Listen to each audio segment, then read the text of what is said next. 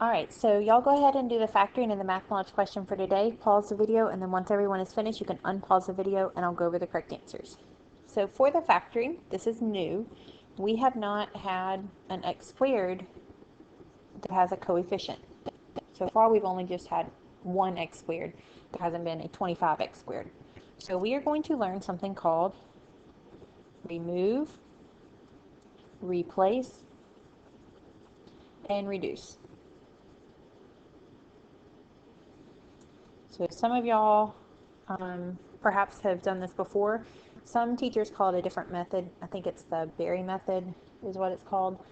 But when I learned how to do remove, replace, reduce, I think that it's the easier one to understand. But if you like doing another method and you get the same answer, then that's fine. So the first thing you're going to do is remove your lead coefficient. And the way you remove it is to multiply it by this 1. So if we take it out and remove it, it's going to become plus 25 times 1 is 25. And then we're going to factor this. So when you go to factor it, leave a space in between your parentheses and your x, because you're going to put a number here. And do it on both of them, because there's going to be a number in front of both of your x's, but inside of your parentheses. So now, what does this factor as?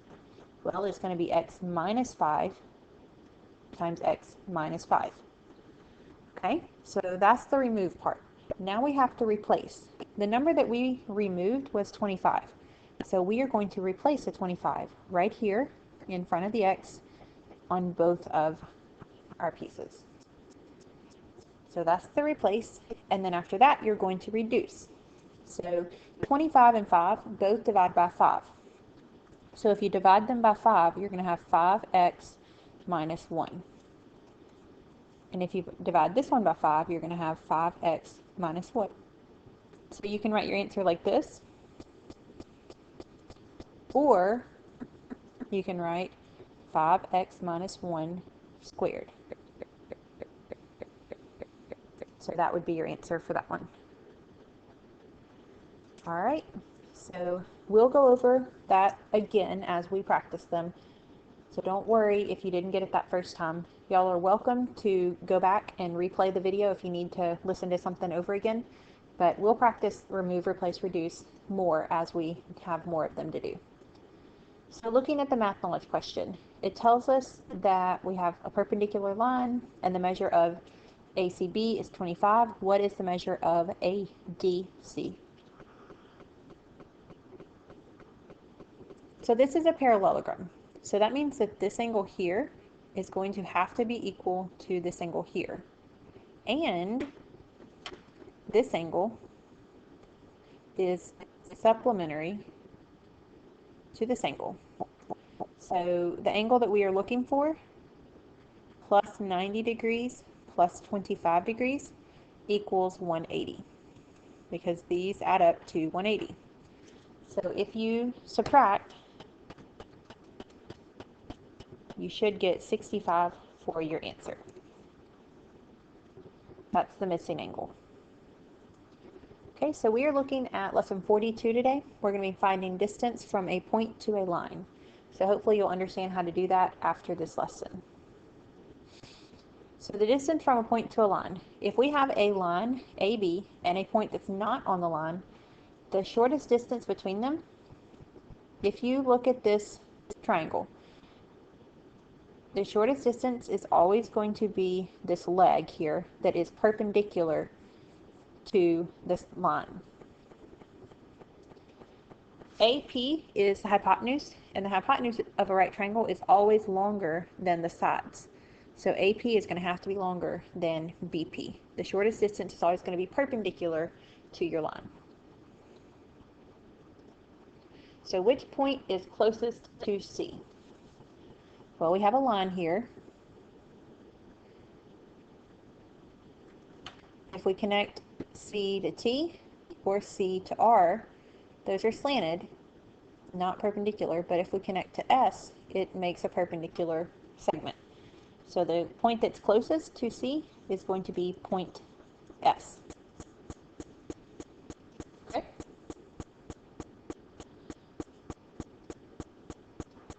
So looking at theorem 42.1, it tells us through a line and a point not on the line, there exists exactly one perpendicular line to the given line. So there's only going to be one shortest distance. There's only going to be one perpendicular line that connects your point to the given line.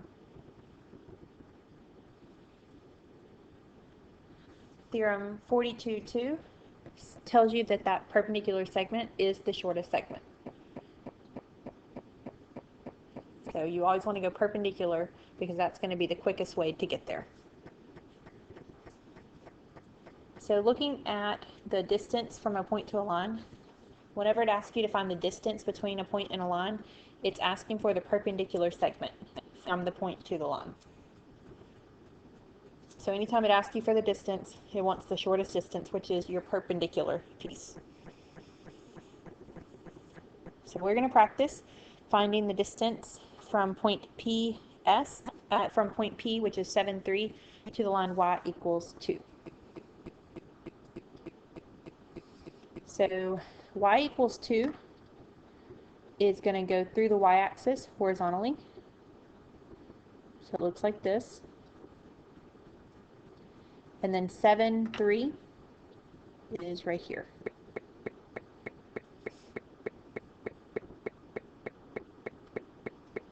The distance, we're just going to go perpendicular. It's going to be right there. So that's a distance of 1. Okay, but now on this next one it says find the distance from 7, 3 to the line x equals 2. So x equals 2 is a vertical line.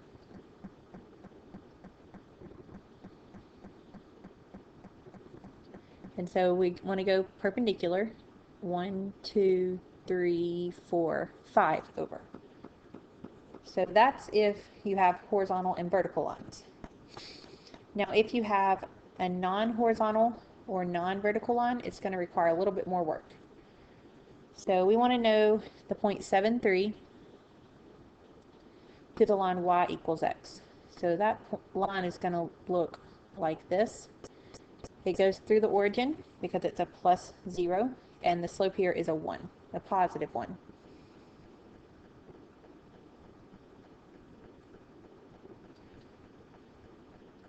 So we need to go perpendicular. So if this slope is 1, the perpendicular slope is going to be negative 1. So we're going to start at the point they gave us. So if we start at our point and go a slope of negative 1, that would be down 1 and to the right, but that's going further away from our line that we need. So go up 1 and to the left, up 1 and to the left. And so this is where they connect. That 5, 5. So that's the closest point to the given point. And so what we need to do now is find this distance here. And so you're going to use your distance formula that we learned back towards the beginning of the year. x2 minus x1 squared plus y2 minus y1 squared, and take the square root of the whole thing. So our 2 points are 5, 5 and 7, 3. So your x values 7 minus 5, and your y values are 5 minus 3. So 7 minus 5 is 2, squared is 4, 5 minus 3 is 2, squared is also 4. So square root of 8 is going to reduce to 2 square roots of 2. So that would be your distance between the point and the line y equals x. It says approximate, so if you want to use your calculator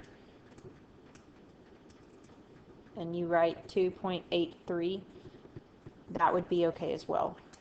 Either one of them is fine with me. It didn't say round to anything, so you can give me either one. Okay, so let's look at this example. We have a line and a point, and we want to find the shortest distance between them. So the first thing we need to do is just graph it. So we have 4, 4, and we have the line x plus 2. So the slope is 1.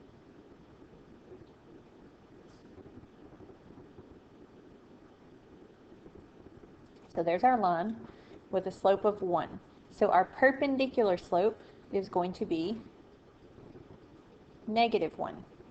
So we're going to start here, and we go down 1 and to the right, or up 1 and to the left. And so the point that they intersect is 3, 5. And so we are looking for the distance between the point they gave us and the point 3, 5. So if you use your distance formula, x minus x squared plus y minus y squared. So 4 minus 3 is 1, squared is 1. 5 minus 4 is 1, squared is also 1. So that's going to be the square root of 2. So that's the distance. It also said find the point that is closest to it. So you would just need to write 3, 5 is the point. So that would be your answer for that one. So they're not terribly difficult, but you do need to make sure to graph it so you can figure out which point is closest to it. Looking at theorem 42.3, the perpendicular segment from a point to a plane is the shortest segment from the point to the plane. So anytime you're looking for the shortest distance, it's always going to be a perpendicular segment.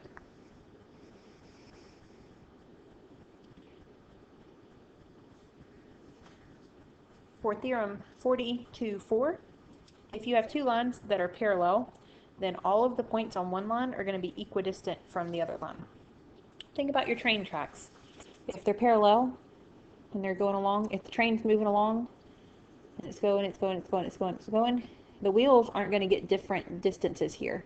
These distances are going to be the same the whole way down.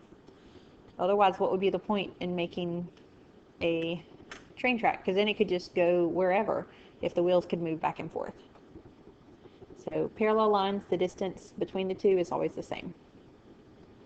So looking here, which is the greatest? The distance from E to U, or V, the distance from F to U, or the distance from G to U? And how do you know?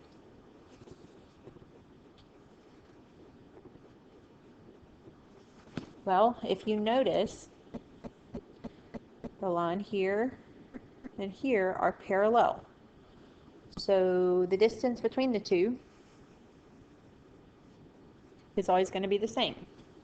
So which is the greatest? All three are the same distance.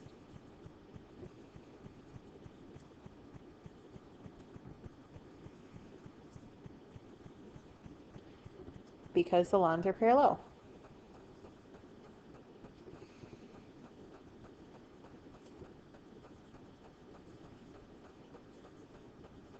So that would be your answer. All are the same because we've got parallel lines here. Okay. Now looking at this next example. This example is actually going to show up on a test. Not this exact same one, but very, very similar. We have a restaurant that delivers only to customers who are located less than 2 miles away. The restaurant, located at the origin, receives a call from a customer who lives at the closest point to the restaurant on Foster Avenue, which is represented by the line y equals negative 3x plus 5. And so it says every unit's 1 mile. Does it live close enough for delivery? So we're looking for the perpendicular distance between the origin and this line. So we need to go up to 5. Then we're going to go down 3 and to the right 1. And then down 3 and to the right 1. And so there's your line. And on this one, when it shows up on the test, I don't want to see, oh yeah, it looks like it is less than 2 miles away. So yes, they live close enough. You need to tell me they live exactly this far away, so that's less than 2 or that's greater than 2. So yes or no. So don't just guess based on the graph. So the slope here was negative 3. So your perpendicular slope is going to be positive 1/3. So if I graph that, I'm going to go up 1 and then over 3. And so this is the line that I'm going to create here. Now we've got a problem. I didn't hit anywhere exactly on this line, so we have to make an equation of this red line.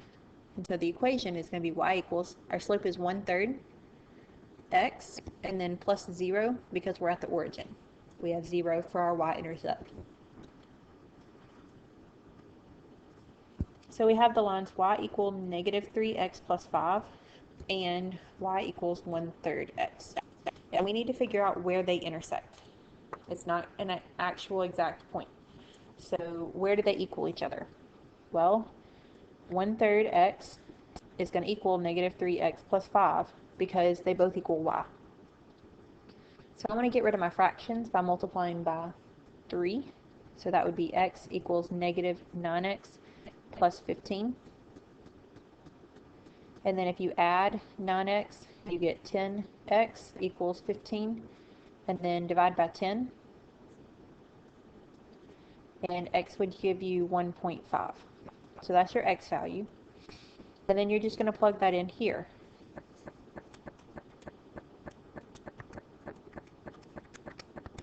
And if you multiply that by 1/3, you're going to get 0.5. Okay, so that's my y value. Now I need to use my distance formula. So the distance is going to equal, we are going from the origin to the point 1.5, 0.5. So 1.5 minus 0 squared plus 0.5 minus 0 squared. And then you can just plug that into your calculator if you want. 1.5 squared plus 0.5 squared, and then take the square root of that. And you should get 1.58. And the units are miles, and so they only deliver if they are located less than 2 miles away. So they are located less than 2 miles, so do they live close enough for delivery? Yes. And the reason is because they live less than 2 miles. They live 1.58 miles away. So that would be your answer for that one. So again, that type of question, very similar to that one, not that exact same numbers or anything, but same concept. You're going to have to solve for your x and your y. You're not going to be able to tell based on the graph. Exact same concept is going to show up on a test. So let's see if y'all can do these two practice problems, and then we'll go over it. So we want to find the distance between the point -3, -5. And the line y equals 6. So y equals 6 is this line up here.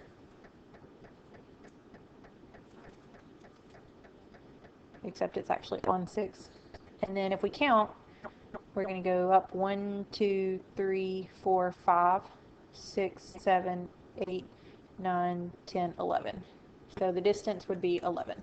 And I know I did it crooked. I was trying to count. So that's the distance there. For the other one, we have the point -3, -5, and the line x equals 9. So that's going to be a vertical line. And then if you count, you get 1, 2, 3, 4, 5, 6, 7, 8, 9, 10, 11, 12. So that would be the distance for those. When you have horizontal and vertical lines, it's much easier to count over because you're going to have another horizontal or vertical line. So those are the easiest kinds of these. Now we want to find the distance between the line y equals 2x and the point 6, 2. So our point is 6, 2, and then we have 2x. So y'all try this one by yourself if you haven't already before I go over it. So we're going to start at the origin because our y-intercept is 0, and then our slope is 2. So you go up 2 and over 1.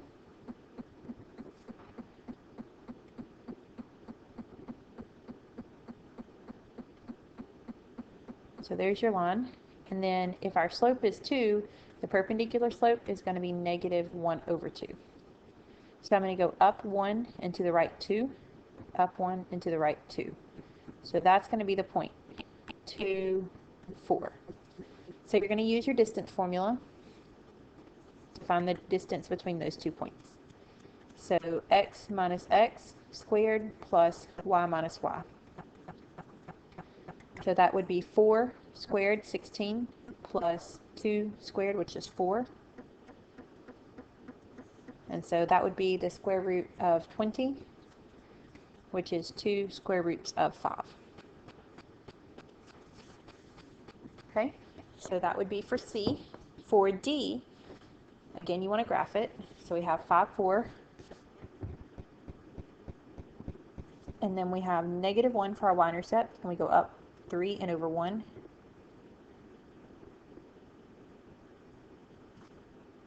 And so here's your line. And our perpendicular slope would be negative 1 over 3. So instead of going down, I'm going to go up and to the left, which would put it intersecting at that point, which is 2, 5. So if you use your distance formula, you're going to get y minus y, x minus x. So 5 minus 2 is 3 squared. Oh, actually, it just said find the closest point. Whoops. 2, 5 is the closest point. But if you accidentally went ahead and worked it just like I was about to, you should get the square root of 10. So that's how you would find your closest point there. Okay. So let's see if y'all can do this practice problem by yourself. Determine if he's going to be allowed to ride the school bus or not. So pause the video and go over this one by yourself, and then I'll go over how to actually work it out if y'all can't figure it out. Alright, so we have the equation 3x plus 3. So go up to 3, and then 1, 2, 3 for your slope.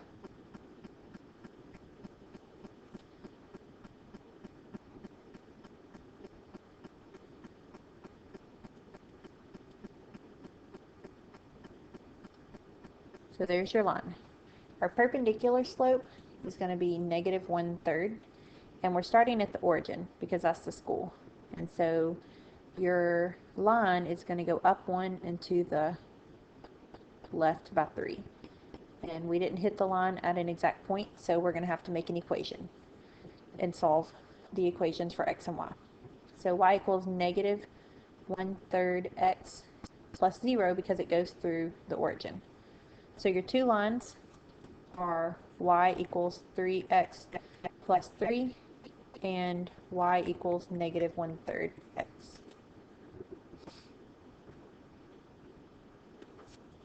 And then from there, you're going to set them equal to each other. So negative 1/3 x equals 3x plus 3. I'm going to multiply by 3 to get rid of my fraction. And then if you subtract 9, you're going to get negative 10x equals 9. And so x would be negative 0.9.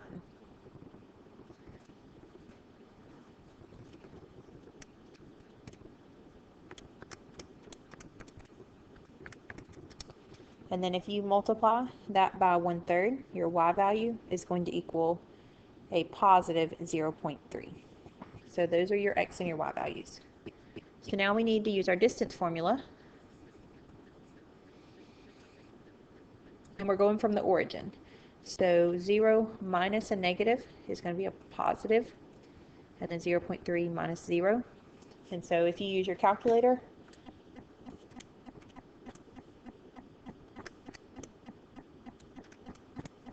you should get 0.95. So it says they only pick them up if they live further than 2 miles away from the school. So he only lives 0.95. So will he be allowed to ride the school bus? No, he lives 0.95 miles away. So that would be your answer for that one. Okay, so now we're going to look at our challenge question. We have the lines y equals 0 and y equals 2x minus 2. Each contain a side of our trapezoid. What are the equations for the other two if they tell you these three pieces of information?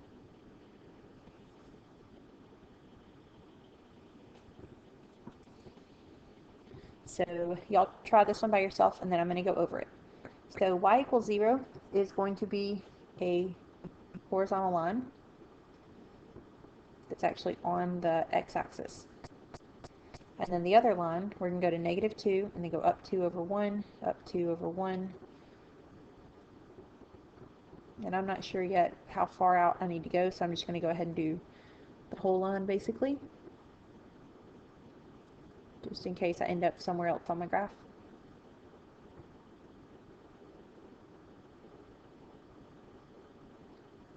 Okay. Point K is located on this line that I just drew. And it says that angle KHM is a right angle. And it says that point H is located at 6, 9. So we have a point 6, 9.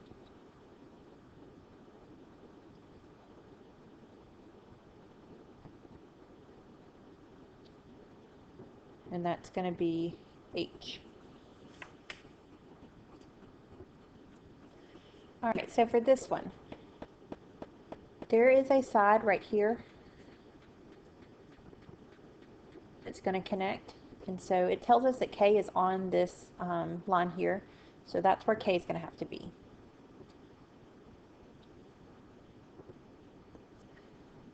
And then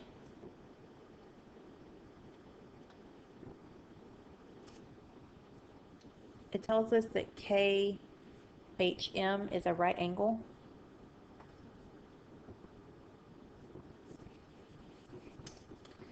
So we can draw it going straight down here.